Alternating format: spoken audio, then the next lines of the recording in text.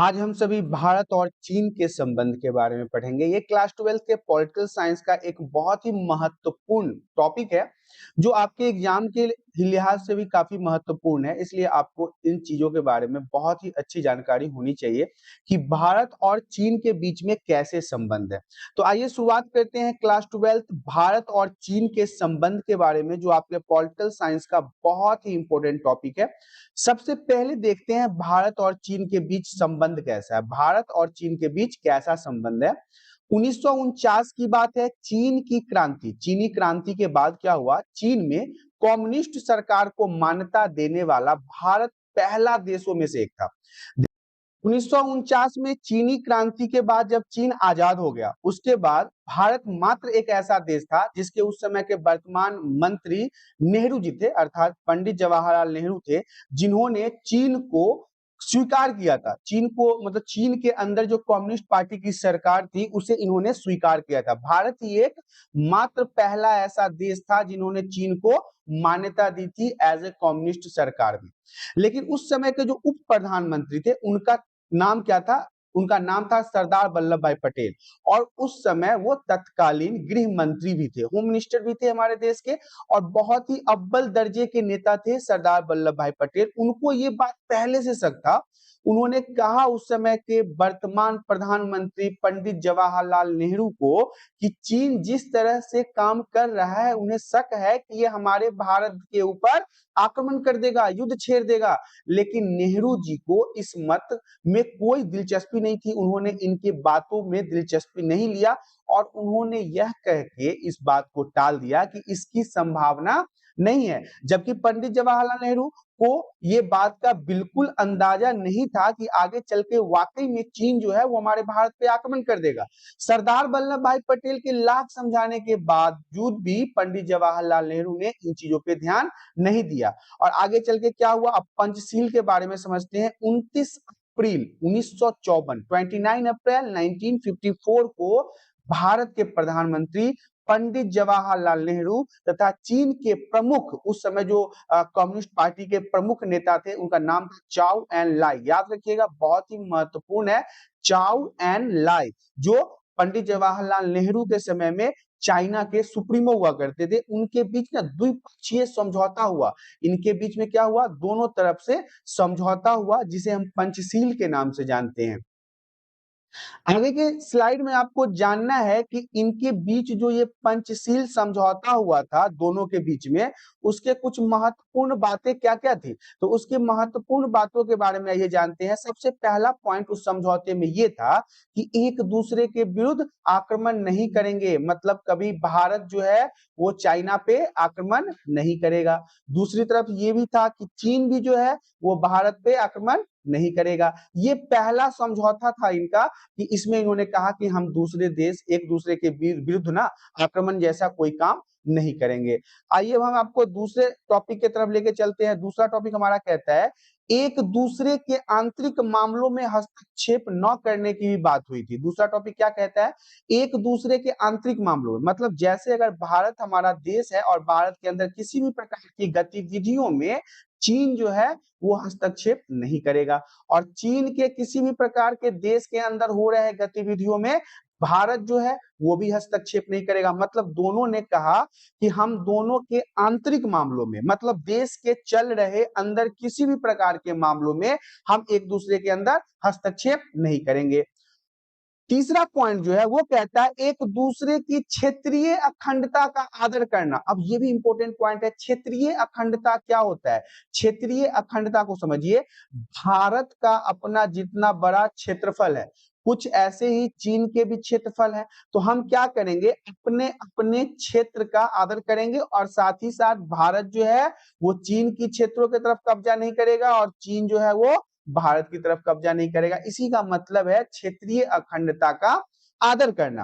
अब चौथा पॉइंट जो हमारा कहता है वो कहता है समानता और परस्पर मित्रता की भावना। चीन जो है वो भारत के साथ मैत्रीपूर्ण व्यवहार करेगा, मतलब दोस्तियाना अपना दोस्ती निभाएगा, और भारत भी चीन के प्रति अपना दोस्ती का हाथ बढ़ाएगा। दोनों एक दूसरे से लड़ाई बिल्कुल नहीं करेंगे, समानता रखेंगे और परस्पर मित्रता जैसी भावना को रखेंगे। अगला पॉइंट था उसमें शांतिपूर्ण सह अस्तित्व। किसी भी प्रकार से अगर आगे चल के कोई लड़ाई हो जाती है, अब स्वाभाविक सी बात है हमारे देश के साथ उनका बॉर्डर लगता है, तो कभी न कभी किसी बात पे अगर लड़ाई झगड़ा हो जाती है तो उसे हम शांतिपूर्ण ढंग से सह अस्तित्व के साथ बैठकर आपस में सुलझा लेंगे। ये 5 अग्रलिखित सिद्धांत थे जो हमारे और चाइना के बीच में, मतलब भारत और चाइना के बीच में समझौता के रूप में हस्ताक्षर किया गया था। देखिए अब हम आपको भारत और चीन के विवाद के मुद्दे को समझाते हैं।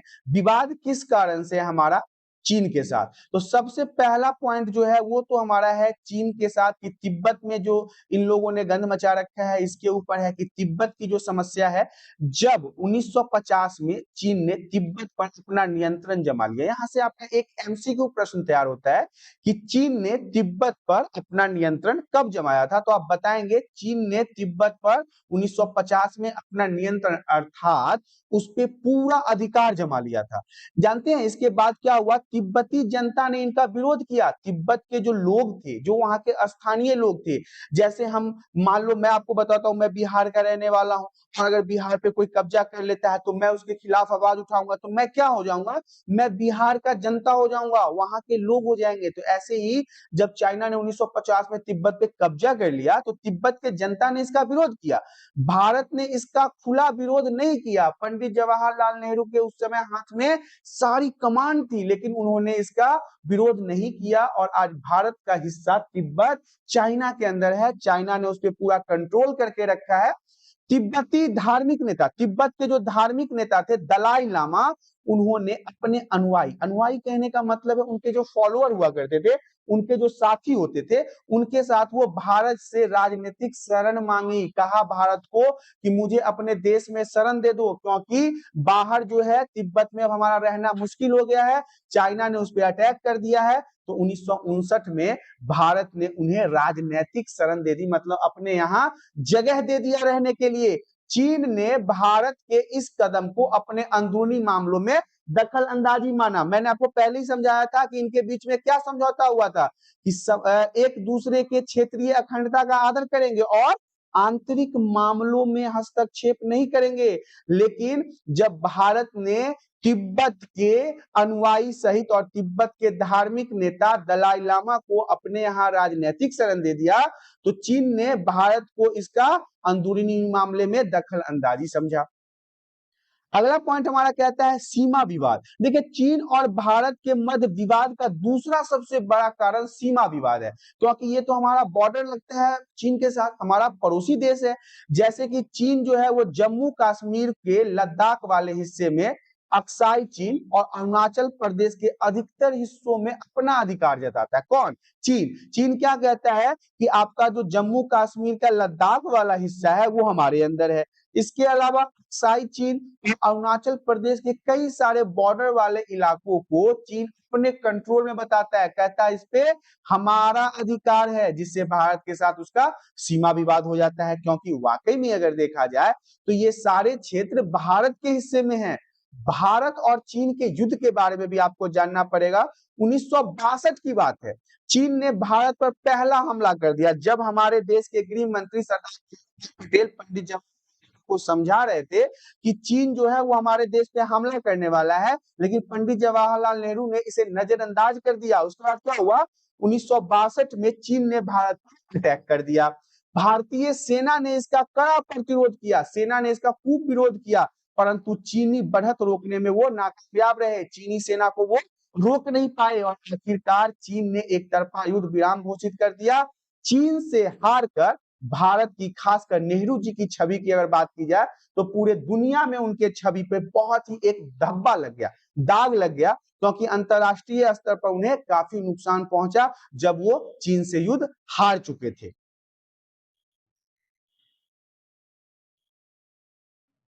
1962 में जो भारत और चीन के बीच में युद्ध हुआ है, युद्ध तो आपको यहाँ पे समझ में आ गया। 1962 में जो भारत और चीन के बीच में युद्ध हुआ है, अब इस युद्ध के परिणाम क्या हुए, रिजल्ट क्या हुए, इसे भी जानना जरूरी है। पहला तो ये समझ लीजिए कि भारत हार गया इस युद्ध में। 1962 में बुरी तरीके से भारत जो है वो चीन से हार चुका था। दूसरा था भारतीय विदेश नीति की आलोचना हुई, क्योंकि उस समय हमारे देश के विदेश मंत्री भी पंडित जवाहरलाल नेहरू भी थे। पूरी दुनिया में उनकी थू-थू हो गई कि किस प्रकार का नेता है ये, कैसी राजनीति करता है, एक तो हार चुका है, इसकी विदेश नीति कैसी है। इन सब चीजों पर बहुत बड़ा सवाल उठने लगा था। तीसरा नंबर कह सकते हैं कि कई बड़े सैन्य कमांडरों ने इस्तीफा दे दिया। बड़े-बड़े जो मिलिट्री के, आर्मी के वो थे, ऑफिसर थे, उन्होंने नौकरी छोड़ दी। क्यों नौकरी छोड़ दी? क्योंकि वो भारत के इस रवैये से बड़े नाखुश थे। खासकर पंडित जवाहरलाल नेहरू के कारनामों से वो बहुत दुखी हुए, क्योंकि पंडित जवाहरलाल नेहरू एक मुख्य व्यक्ति थे, जिसके कारण 1962 का युद्ध भारत हार चुका था। चौथे नंबर पे हमारा है रक्षा मंत्री वी के कृष्ण मेनन ने मंत्रिमंडल छोड़ दिया। ये एक ऐसे मंत्री थे जिन्होंने गुस्सा होकर, कांग्रेस के नेता थे, फिर भी इन्होंने कांग्रेस का मंत्रिमंडल छोड़ दिया। एक नंबर में अक्सर पूछा जाता है, याद रखिएगा।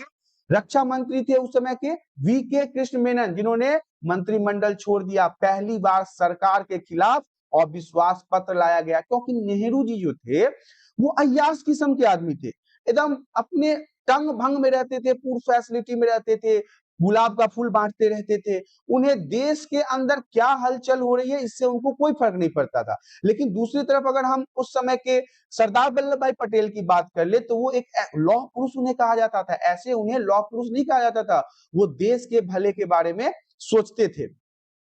अगला पॉइंट हमारा कहता है भारत में मौजूद कम्युनिस्ट पार्टी का बंटवारा हो गया। कम्युनिस्ट पार्टी जो हमारे भारत में मौजूद था उसका भी बंटवारा हो गया। नेहरू की छवि को काफी नुकसान पहुंचा। पंडित जवाहरलाल नेहरू जी के छवि को बहुत ज्यादा नुकसान पहुंचा। सिर्फ और सिर्फ ये बात भारत की नहीं थी, पूरे विश्व में पंडित जवाहरलाल नेहरू के छवि का धूमिल हो गया।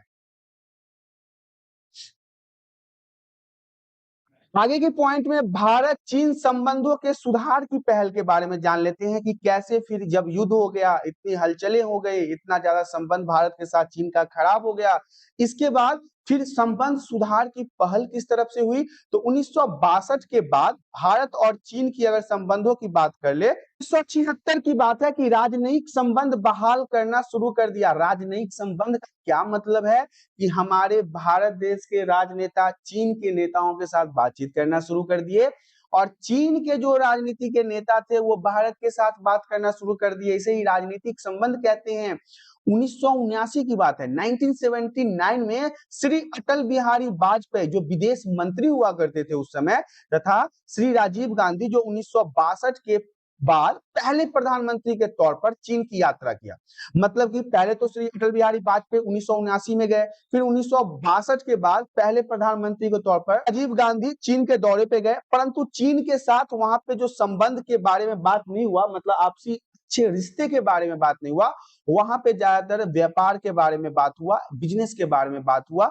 2003 में फिर क्या हुआ, फिर से अटल बिहारी वाजपेयी ने प्रधानमंत्री के तौर पर, पहले तो वो विदेश मंत्री के तौर पे गए थे, फिर प्रधानमंत्री के तौर पर चीन की यात्रा की, जिसमें प्राचीन सिल्क रूट नाथुला दर्रा को व्यापार के लिए खोले जाने पर सहमति हुई। इस बार भी बात किस चीज के ऊपर हो रही है, बिजनेस के ऊपर हो रही है। 1962 से यह द्वार जो था वो बंद था, व्यापार यहां से नहीं हो पा रहा था। इससे यह मान्यता भी मिली कि चीन सिक्किम को भारत का अंग मानता है। आपको तो पता है कि सिक्किम भी एक ऐसी जगह पर है जहां से चीन का बॉर्डर जुड़ता है। हो सके कि आगे चल के फिर से चीन कहे कि सिक्किम भी हमारा अधिकार में है, लेकिन वो अभी तक ये मानता है कि सिक्किम जो है वो भारत के अंदर है। यहाँ पे कुछ महत्वपूर्ण बातें हैं। चीन द्वारा अरुणाचल प्रदेश में अपने दावेदारी जताने और पाकिस्तान से चीन की मित्रता एवं भारत के खिलाफ चीनी मदद से भारत और चीन का संबंध खराब होता जा रहा है। जैसा कि आप सभी को पता है कि हमारे पास अगर किसी प्रकार का जमीन का पड़ोसी उस पे बार-बार चढ़ाई करते हैं, तो उस पड़ोसी के साथ हमारी जो है अनबन हो जाती है, हम उनसे लड़ाई-झगड़ा कर लेते हैं। इसी प्रकार हमारे देश के अंदर जो अरुणाचल प्रदेश राज्य है, वहाँ के आस-पास के इलाकों में चीन जो है वो अपनी दावेदारी जताता है, पाकिस्तान से बार-बार पाकिस्तान को मदद करता है, पाकिस्तान को भारत के खिलाफ भड़काता है और बहुत सारे ऐसे कार्य वो करता है जिससे भारत की छवि को वो धूमिल करना चाहता है, जिससे भारत और चीन के संबंध दिन प्रतिदिन खराब होते जा रहे हैं।